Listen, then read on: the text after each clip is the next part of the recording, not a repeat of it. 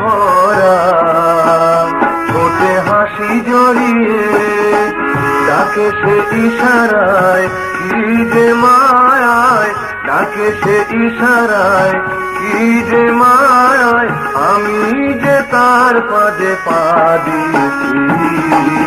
ওই দুটি কালো চোখে আমার ছবি দেখেছি, ওই দুটি কালো চোখ তো নয় যেন মায়াময় দুটি সাগর পাশাপাশি, চোখ তো নয় যেন মায়াময় দুটি সাগর।